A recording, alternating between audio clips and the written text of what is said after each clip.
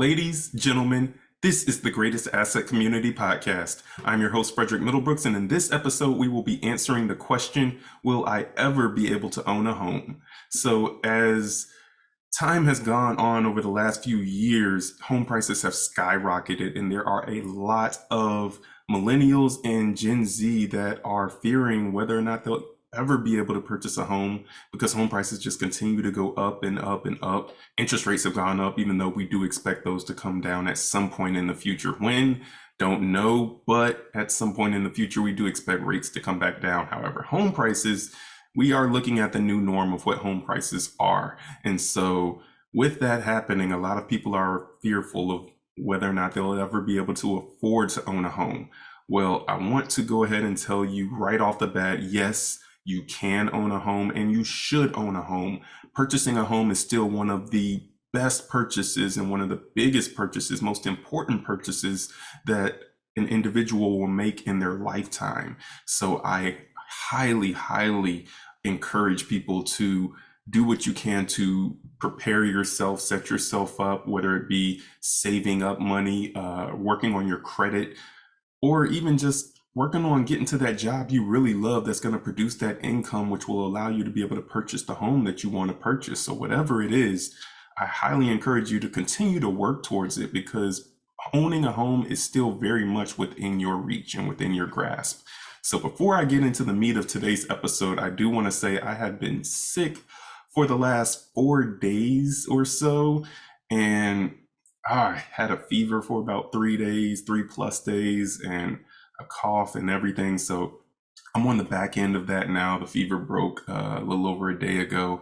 However, my voice is still a little bit raspy, if you can't tell, because I am, that tends to be, at least for me, when I get sick, the last part of it to go away is always the cough in the throat that likes to stick around. So in any case, I'm going to get through this podcast, give you all of this information that I really do want to give you. And yeah, it's going to be good. So we're going to jump right on into it. As always, I don't like to delay anything. So yes, as I already answered, you can buy a home. And so the next question that you would ask yourself is now a good time to buy a home?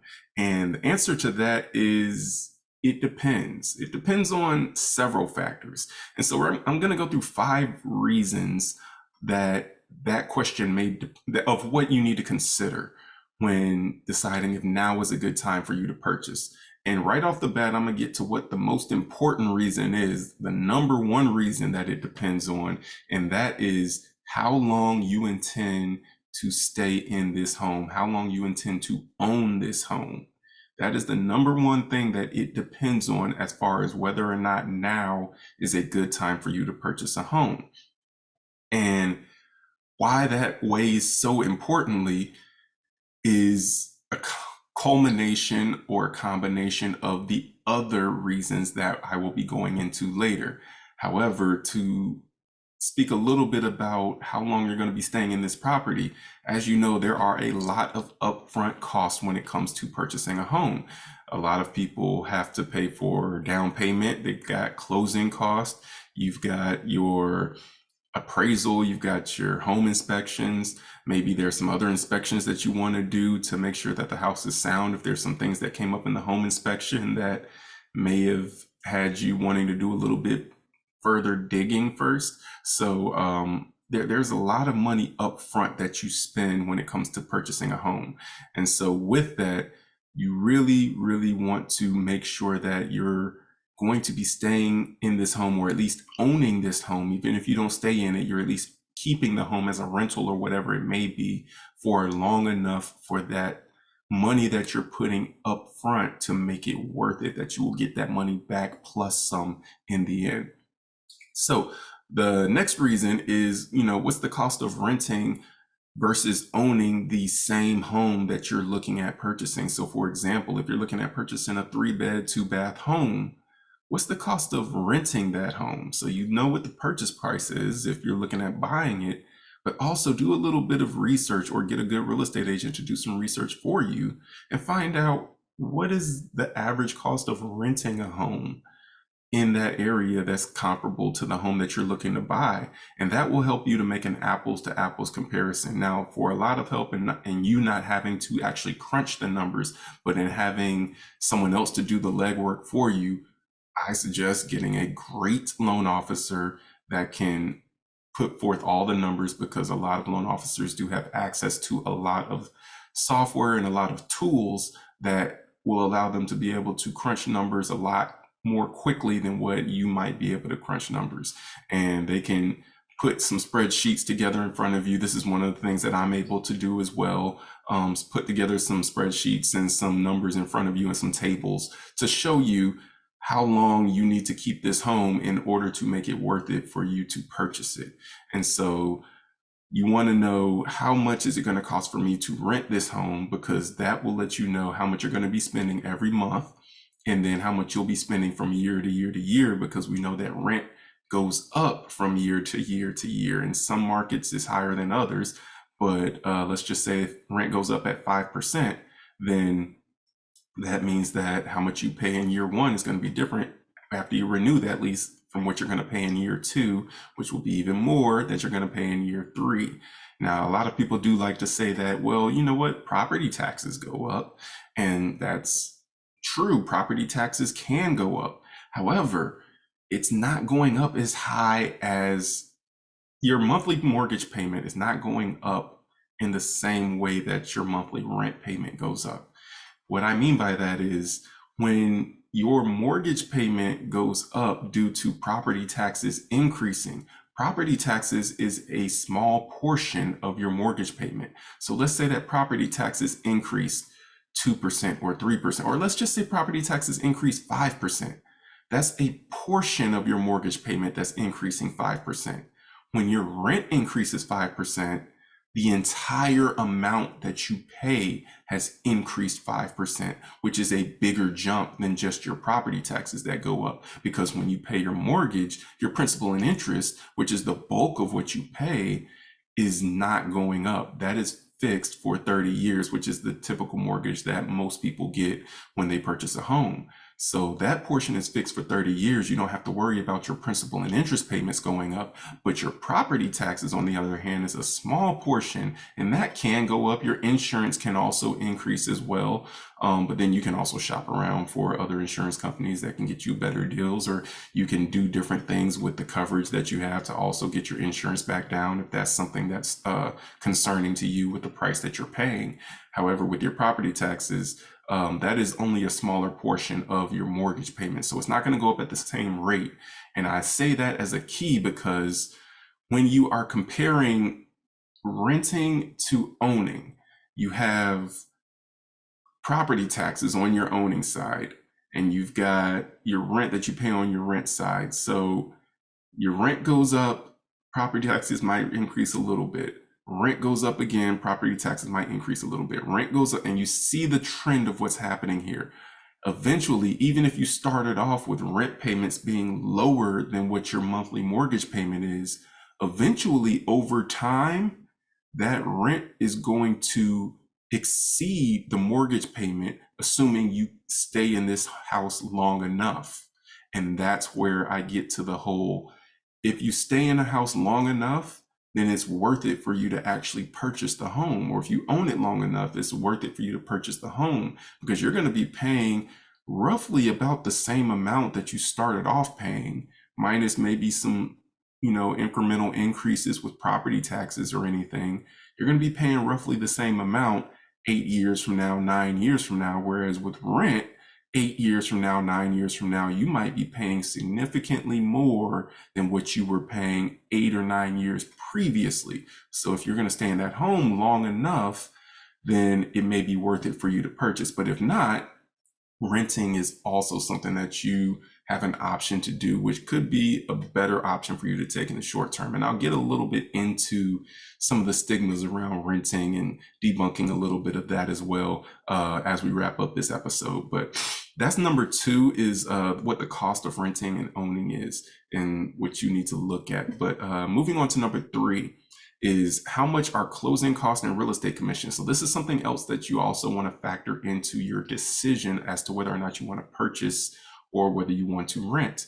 is, again, we have the cost of the monthly mortgage payment versus the cost of renting, but then you also have the cost of your closing cost and your down payment that you have to pay with owning a home that you don't have when it comes to renting. You don't have those upfront costs. Again, there are a lot more upfront costs that you have with owning a home that you don't have with renting. And so that's something you want to factor into your decision as well.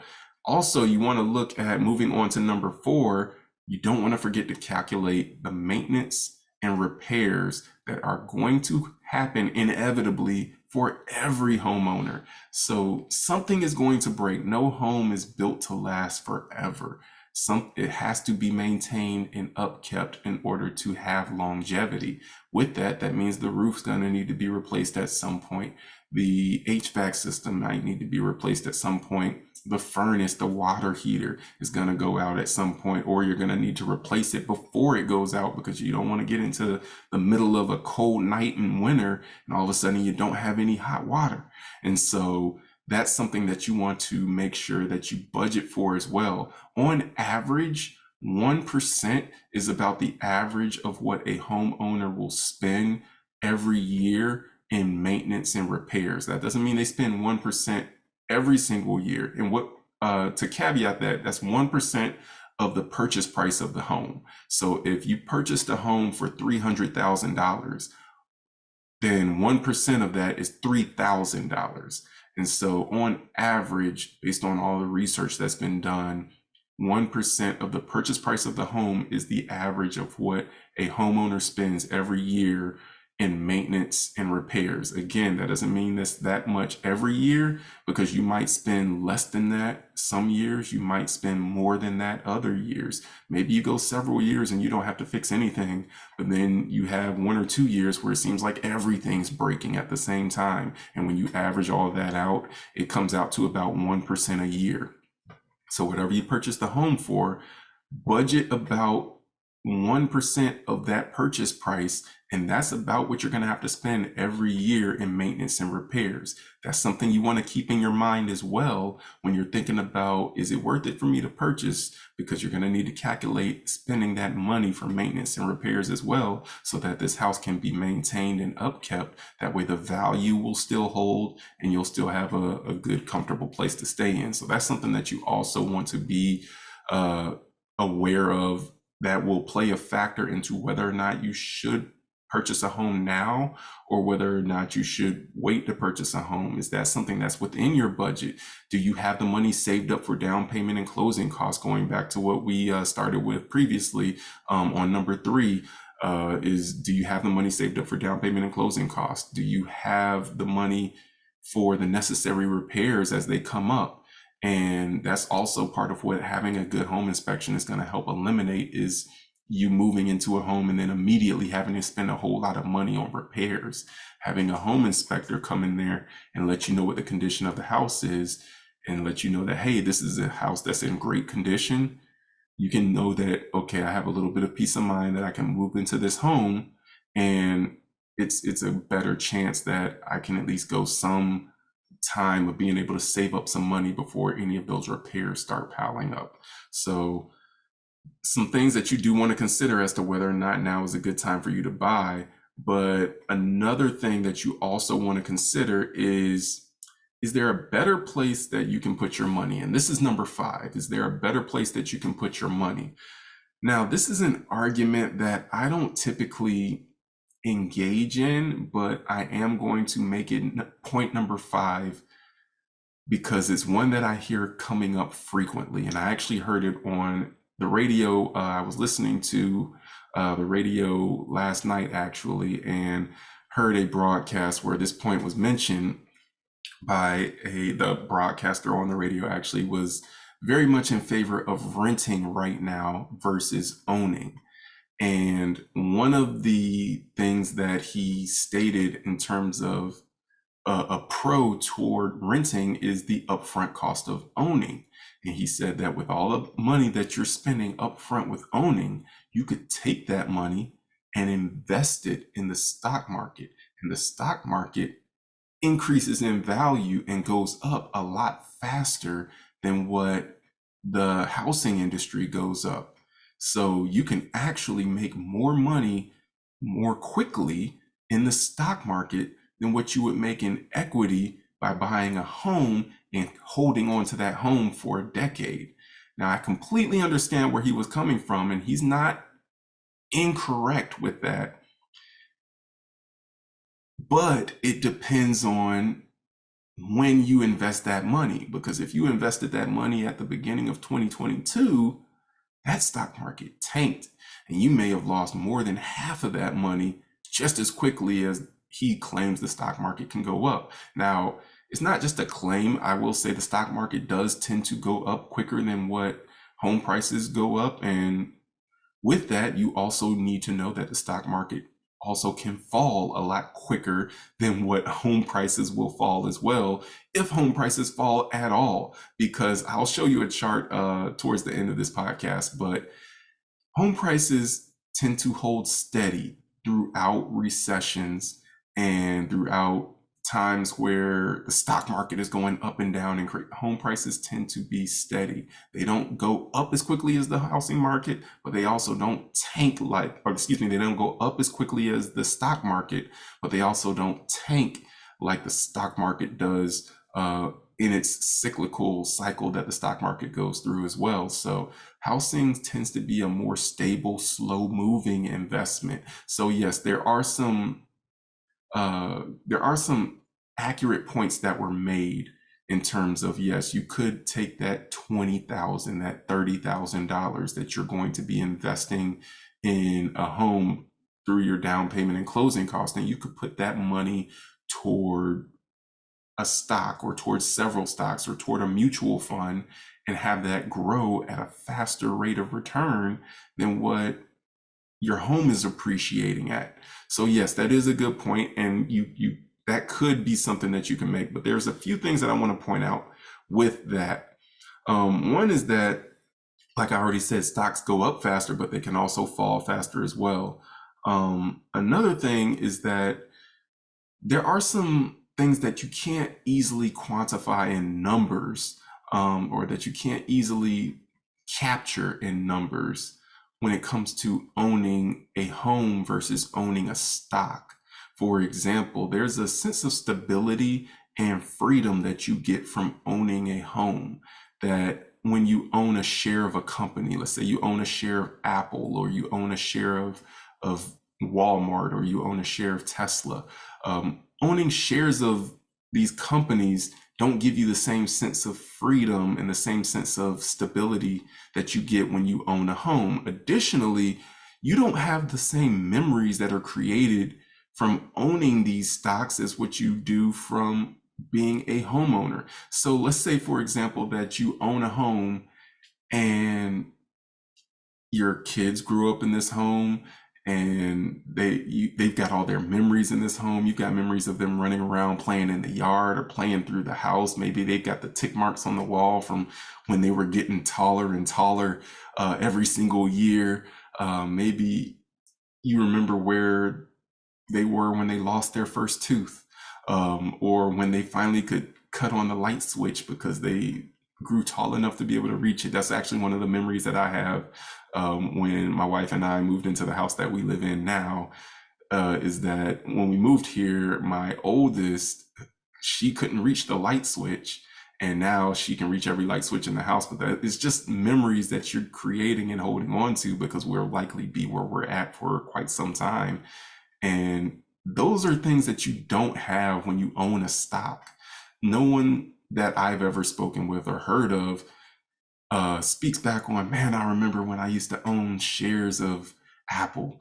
If they do talk about when they used to own shares of Apple, they're like, man, I wish I would have held on to it longer because it's worth so much more now than what it was then. But it's always from a monetary perspective. It's not from an emotional or a chord that's tugging at their heart in terms of, oh, I have all these sentimental feelings about owning this stock, like someone who grew their, or someone who raised their entire family in a home would have those feelings of attachment to a home.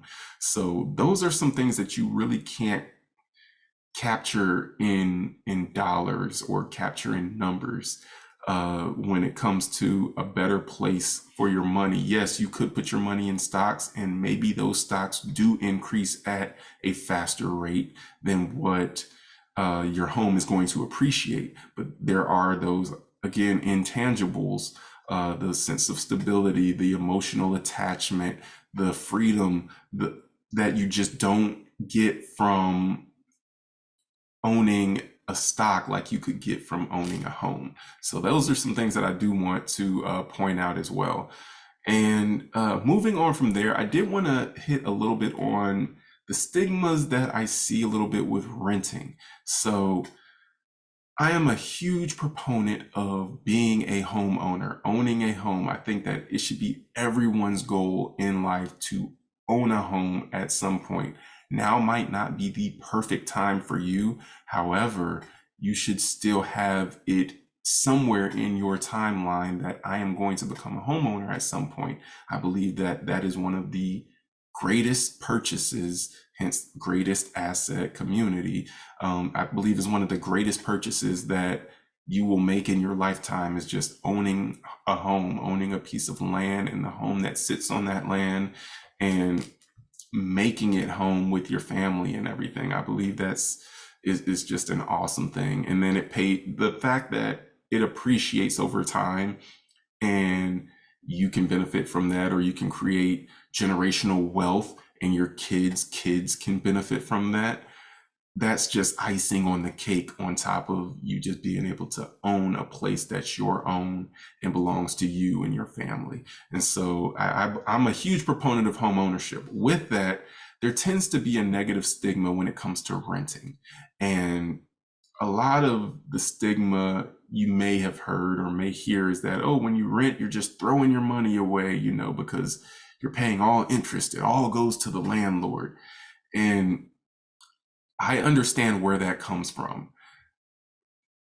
You're not throwing your money away per se by just being a renter. Yes, you don't build any equity when you're a renter because you don't own any property. However, it's not necessarily throwing your money away, because if you were to rent a home, if you were to rent any place, basically, if you needed a place to live, let's start from there. If you need a place to live, but let's say you're only planning to stay there for 2 years or 3 years and then you're going to move on, well, you're not throwing your money away to rent, because the cost up front that it's going to cost you to purchase a home, and then the cost of you staying in that home, meaning your mortgage payment, your taxes, your insurance, your principal and interest. And anyone who's owned a home can tell you that for the first few years of that mortgage payment, over 90% of that mortgage payment is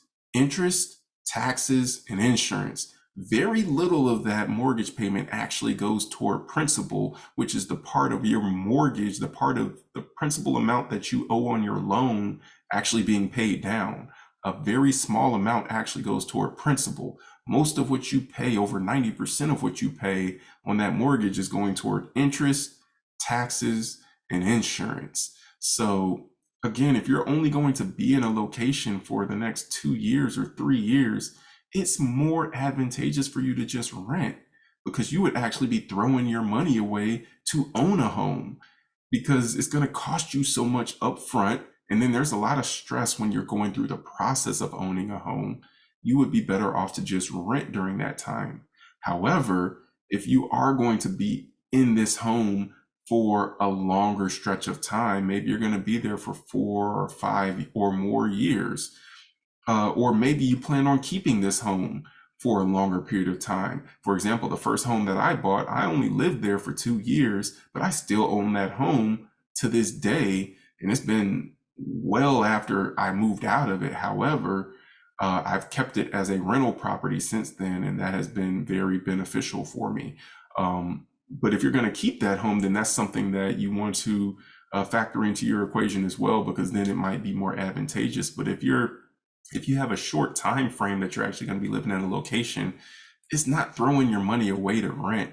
maybe you don't have the money saved up right now to be able to purchase a home, or maybe you're going to be relocating to a different area. Whatever that reason may be, it depends on your individual situation. So I would really take time to talk with a good loan officer, but don't let that be your final stop. And I say that as a loan officer, because a loan officer's job is to, they want you to purchase the home. And so they're going to show you all of the good things about purchasing a home.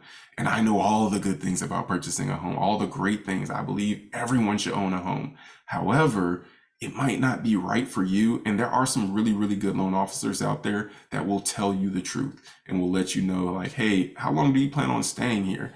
Oh, 2 to 3 years. And you have some good loan officers that will tell you, okay, you're only going to be staying here for 2 to 3 years. I think that you should rent rather than purchase, because what it's going to cost you to get into this house right now is you're going to end up spending more money over the next 2 to 3 years by buying this home than what you would if you were to just rent a similar property. So again, you have some good loan officers out there. However, do speak with a loan officer so you can get the facts on the purchasing and everything like that, but also take some time and see what works best for you in terms of how much it's going to cost you over the next couple of years and what your timeline is, which is what brings me back to what my most important point was. The number one, how long are you going to be keeping this property?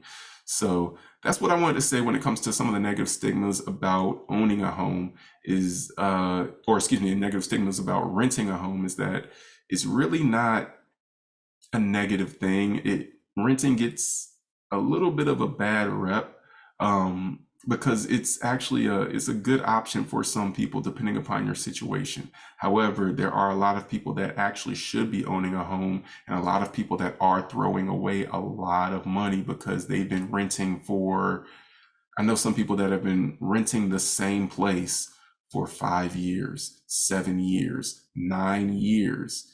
And at that point, yes, you are throwing money away, because all that money that you're putting in renting over the last 9 years, you could have not only had a portion of that come back to you in the form of equity in your home because you would have been paying down your mortgage. You also could have been benefiting from appreciation, because that home value that you would have owned from that home that you would have owned would have been going up over time. So yes, in those instances, you absolutely are just throwing your money away if you're living somewhere for 5, 7, 9 years and you're just renting out the same place. You should look at purchasing a home. However, if you're only going to be somewhere for a few years, maybe you're a nomad and you're only going to be somewhere for a year and then you move to another place, and then you know what, maybe renting is a better option, and there's nothing wrong with that. So just wanted to put that out there. But moving on to the last thing, real estate is a purchase that pays off over time. So home prices do go up over time, and I will say that again, home prices go up over time.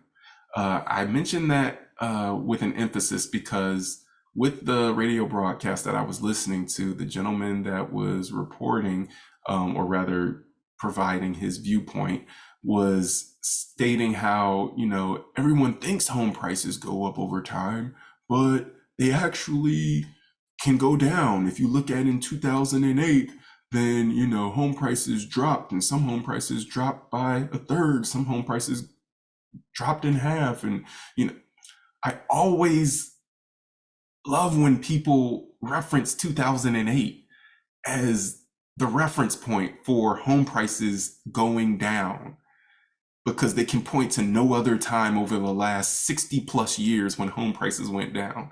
2008 is the outlier. And I'll actually show you a chart where, if you're listening to this, you won't be able to see the chart, but I'll show you a chart in a minute where it shows you that home prices over the last 60 years throughout the recessions have stayed consistent to actually improving, 2008 being the outlier. So when people like to use this whole, well, if you look at 2008, home prices don't always go up, they like to use that reason.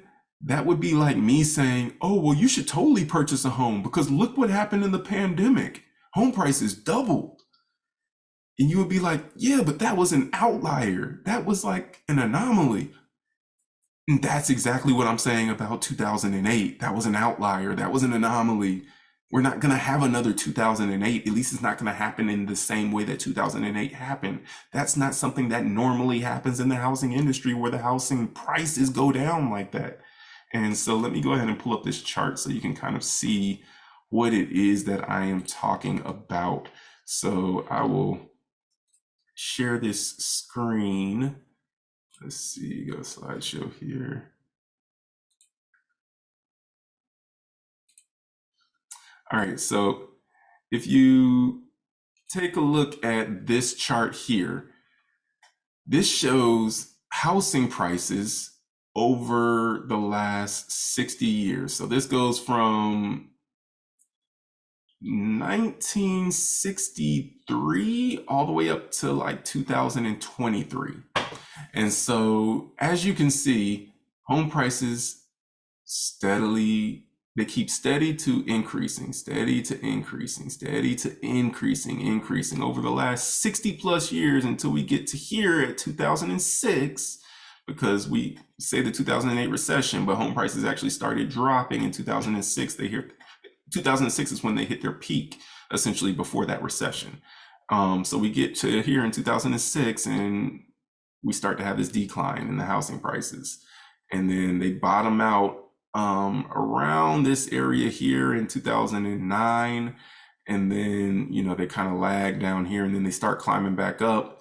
And we get around 2015. My arrows are off a little bit here. So please, I apologize for the arrows being off. But we get back to around 2015 or so when home prices are 2013, excuse me, 2000. Well, it was actually closer to 2013, 2015, around when they surpassed their peak actually of 2006. And I mean, the rest is history. We know we get here to 2020 and then we skyrocket like rocket boosters. Some home prices more than doubled in price over the next 2 years. And then you had a little bit of give back here. However, this give back is not the same as a decrease in home prices because of a 2008 recession. When you have home prices that more than double in a 2-year time frame, yeah, it's only natural to have a little bit of a give back before home prices are doing what they're doing now, which is back on the climb again. And so this is to show you, and if you're wondering what the shaded areas are, these shaded areas are recessions. These are times of recession. So you've got one here in the 70s, the 80s, the 90s. You got recessions in the early 2000s. Everyone remembers the dot-com bubble. And then you've got 08, obviously. So you look at all of these time frames. There's one recession where you can actually look and say, hey, home prices went down. And that was in 2008. And it was actually it was a culmination of things, but it was the mortgage industry that kind of led a lot of the charge in causing that recession, a lot of bad loans being written and everything. And so because of that, you had a lot of homes on the market and not a lot of people that were buying homes as well. There was also a huge decrease in the number of home starts or families that were being started as well. So you combine the decrease in family starts with the increase in housing inventory and all the bad mortgages that were written, and you end up with this 2008 recession that we were in. But outside of that, home prices go up to staying steady. So I like when people try to point to this one thing to say, see, home prices don't always go up. It's like, yeah, and I can also say the same thing like, look, you should buy a home because look at what happened during the pandemic. Again, using the one outlier still doesn't tell the whole story, because Federal Housing Finance Agency put out some numbers that showed that over the last 60 plus years, the average appreciation for a home in the US was 4.3% over the last 60 plus years. Homes go up over time. So let that sink in just a little bit, that homes are going up over time. They're not just staying stagnant. They're not 2008 dropping off a cliff. They're going up over time. And the longer that you own that home, the more you're going to benefit from that appreciation. And so that is something that I did want to say as well, as homes are a longer term investment. Again, this all circles back to what I started with. How long are you planning on staying in this home? How long are you planning on owning this home? That is the first, the number one, the biggest question that you need to answer, because once you know the answer to that, then you start pulling the numbers to see, okay, how much am I going to spend in closing costs? How much am I going to spend in maintenance and repairs? How much am I going to spend in all of these costs? So how much am I going to spend in my monthly mortgage payment compared to what I would spend in renting?